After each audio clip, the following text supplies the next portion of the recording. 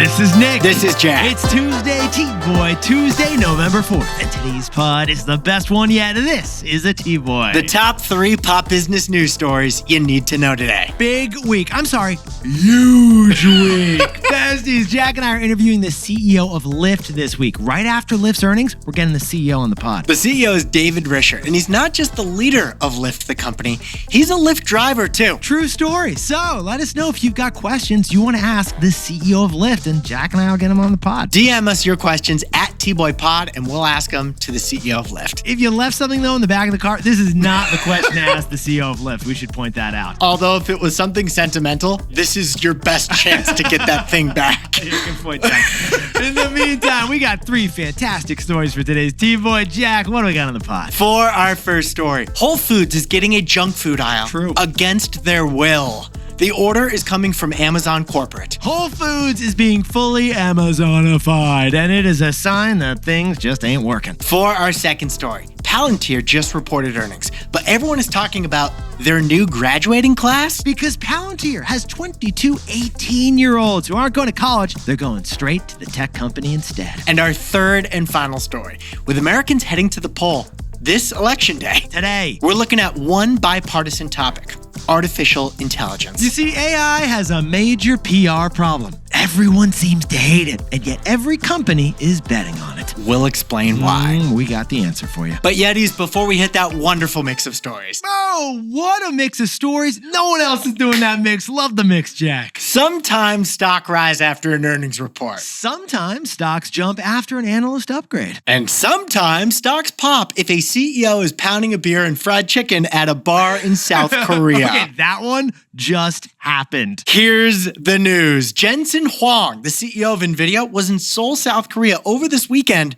for some business meetings. So he went out to dinner with the chairman of Samsung and the chairman of Hyundai. Those are 3 pretty big companies, Nick. Jack, why don't you crunch the number context for us over there? Nvidia is America's most valuable company, worth $5 trillion. Okay, Samsung and Hyundai, those are South Korea's number 1 and number 5 most valuable companies. What's going on over there? Jack, maybe Nvidia chips are going to end up in Samsung phones? Or maybe Nvidia's chips are going to do self-driving Hyundais. Or maybe none of that, because those stocks aren't the ones that popped. It was actually the food. That's right. News of this high-profile A-list business meeting sent the stock of every food involved soaring. Get this, shares of Cherry Bro, a South Korean chicken processor, jumped 30% after this dinner. Is Nvidia going to invest in wings like they're investing in chips? The restaurant they dined at, it's not publicly traded, but their fried chicken rival is. And that stock soared 20% on Friday. Besties, Jack and I saw the news. There has never been a hotter day for fried poultry stocks in history. Now, when Jensen left the restaurant, he said this to reporters who were gathered outside. And we think it's this quote that actually boosted the fried chicken stocks. I love fried chicken, and I love beer, and I love fried chicken and beer with my friends. Okay, we repeat. The CEO of Nvidia said that, and chicken stocks jumped. I think that's what Wall Street calls a contact high. Yeah, besties, this ain't investment advice, but I mean, I guess it was investment advice. Sure, if Jensen goes to your restaurant, your stock's gonna pop. Denny's, we're looking at you. Jack, let's hit our 3 stories. 15 years before this song, 2 boys from the Northeast met in the dorm. They had an idea that caused a cultural storm. It's the best one yet, but the best is the norm. Jack, Nick, that's it. I don't even think they need to practice. 50%, that's a fat tip. T-Boy City on your at-list. If you know, cause we ready to go. We can't wait no more, so just start the show. Start the show. For our first story, Whole Foods has now a secret stash of Pepsi, Doritos, and junk food if you ask for it. Whole Foods is getting fully Amazonified, and it's a lesson on the top rule of acquisitions. But besties, in order for Jack and I to tell this story, let's go back 10 years ago to the biggest controversy in aisle 6. Are you thinking what I'm thinking of, Jack? Asparagus water.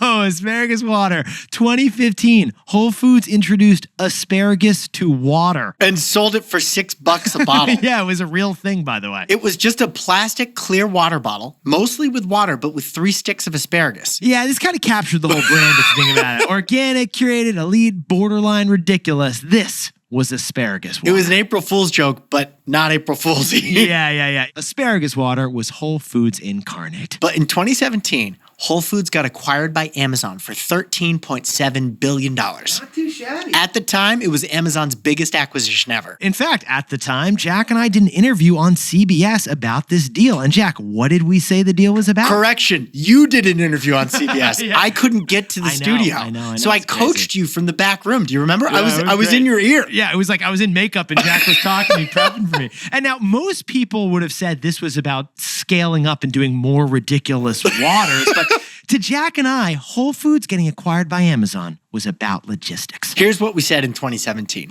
Amazon would use Whole Foods' 460 physical stores as distribution points for their e-commerce delivery, pickup, and returns nationwide. Basically, the Whole Foods location in Union Square of Manhattan is the most valuable logistics real estate in the country. With Whole Foods, Amazon could ship every single New Yorker kombucha in like 30 minutes. But here's the update, Yetis. Nearly a decade after that deal, Whole Foods' brand is getting Amazonified like never before. Because Amazon is introducing completely processed, completely inorganic junk food. Jack, the asparagus water is rolling over in its water bottle. According to the Wall Street Journal, frustrated Amazon executives are forcing a whole bunch of Prime into Whole Foods. Basically, they're trying to make Whole Foods more like Amazon, an everything store to cater to more kinds of customers. Basically, every kind of customer. So at the Philadelphia Whole Foods, there's actually a back room. Yes. Not open to the public. Secret. And it's filled with Tide Pods, 2 liters of Mountain Dew,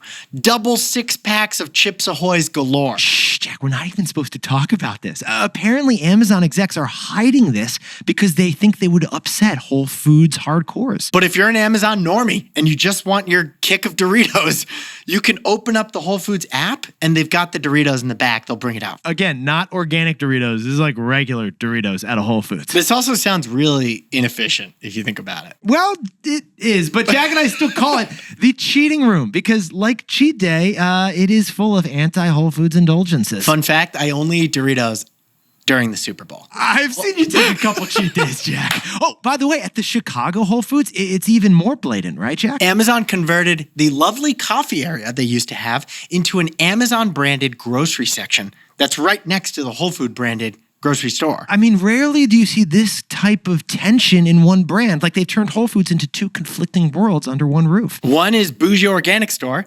The other is lower priced everything store. And I gotta ask you, Jack, how does the founder of the original Whole Foods feel about this whole thing? Not good. No. He hates it, but there's nothing he can do. In fact, on a podcast last month, he said, I married my daughter off to the richest man in the world. For $13 billion.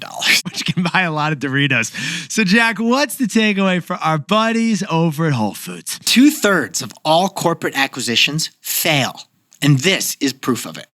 Yeah, Amazon is flat out not happy about how this $13 billion acquisition's gone. And we're seeing it right now. Since Amazon acquired it, Whole Foods has only added 10 new stores per year, which is way slower than Sprout Markets, which is considered a rival. They opened 30 stores a year. What about sales? Only rising 5% a year at Whole Foods since the deal, growing slower than that organic molasses. And most important is that the market share of Whole Foods in American grocery is still just 4%. Jack, sprinkle on that context, baby. That's half the market share of Albertsons, 1/3 the market share of Costco, and 1/5 the market share of Walmart. And Amazon hates trailing Walmart. Plus, besties, adding Doritos, Pepsi, and Hot Pockets is not the only sign that Amazon's Amazonifying Whole Foods, right? This last one is brutal. Yeah. It is taking away the 20% off employee discount that employees have always had when they shop at Whole Foods. Basically, Amazon's lost patience. Every dollar they invest in Whole Foods is a dollar not invested in cloud computing or AI. So it's not going to treat Whole Foods as a precious, different brand anymore. What went wrong? Maybe Whole Foods and Amazon were simply too different to get along, or maybe they only went halfway and they should have done this years ago. Which leads to an unofficial rule that Nick and I have heard about in business school and in Silicon Valley. 2 out of 3 corporate acquisitions fail,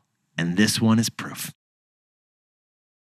For our second story, 18-year-old elite high school students are applying to Ivy League schools, and they're applying to Palantir. Introducing the new Palantir Fall Fellowship, where the PayPal Mafia send their kids instead of college.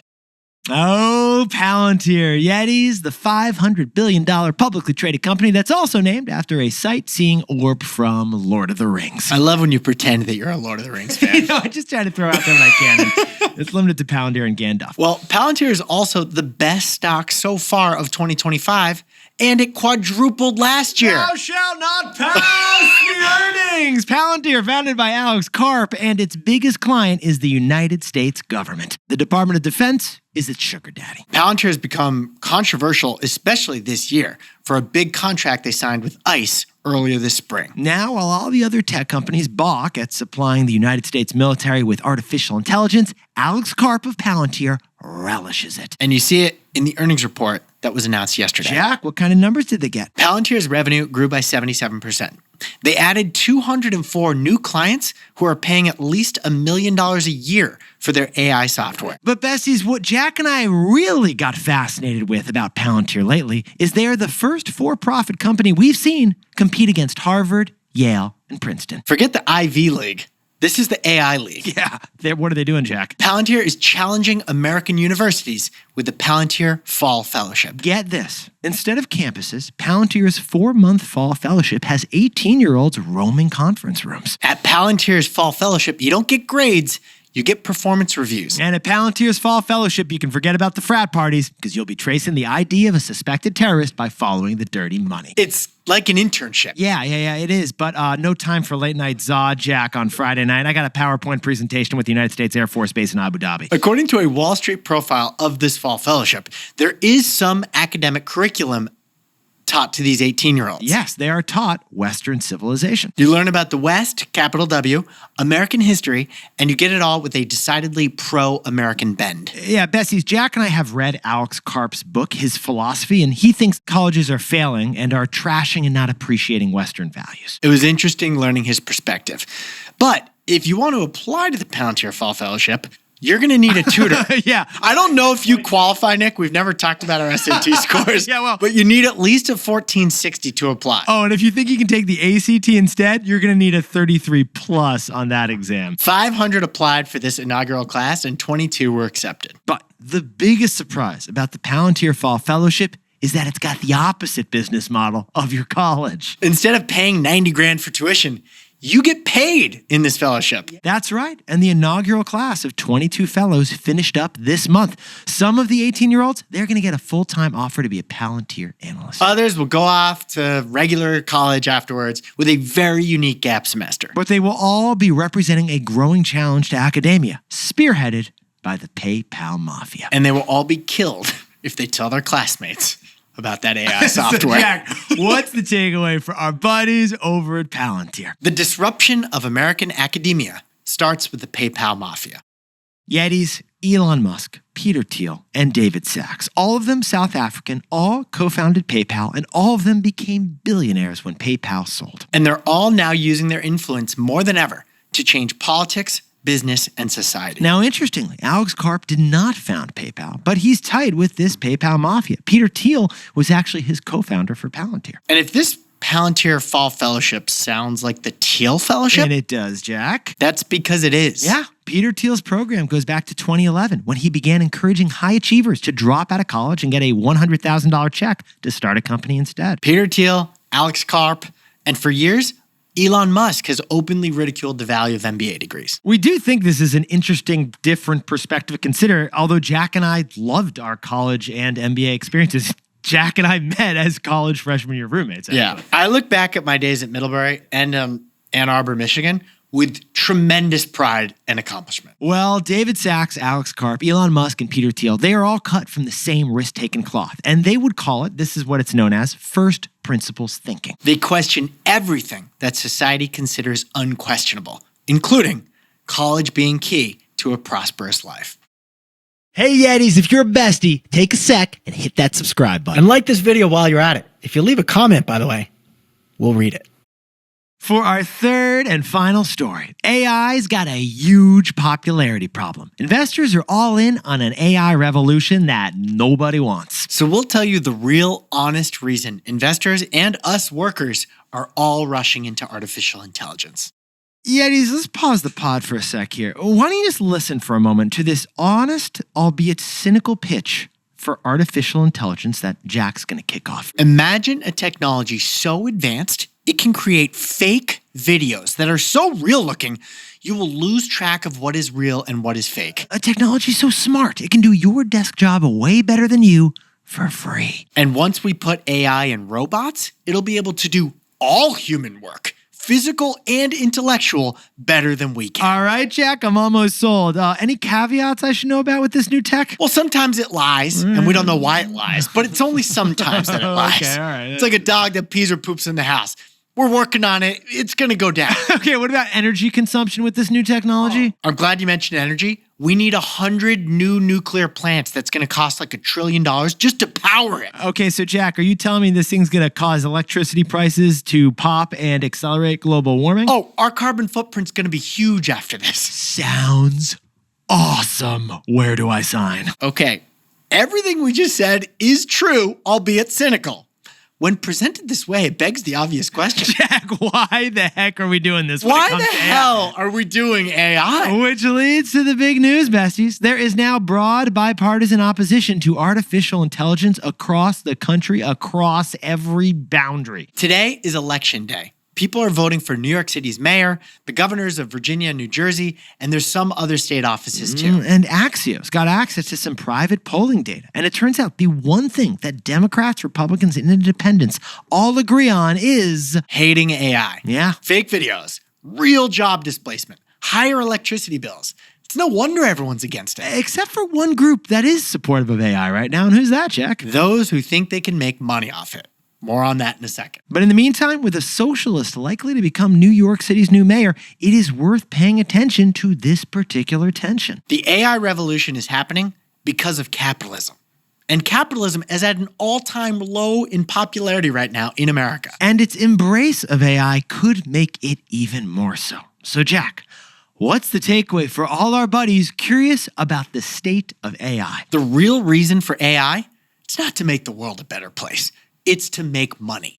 Yetis, workers. Even if you don't like it, you are probably embracing AI so that you don't get left behind. You're doing it for existential FOMO. Ultimately, the key reason people use AI is because you don't want to lose your job. And politicians now on both sides say that we must win the AI race or China will win the race. And there's truth to that, but it hides the true driver of all of this.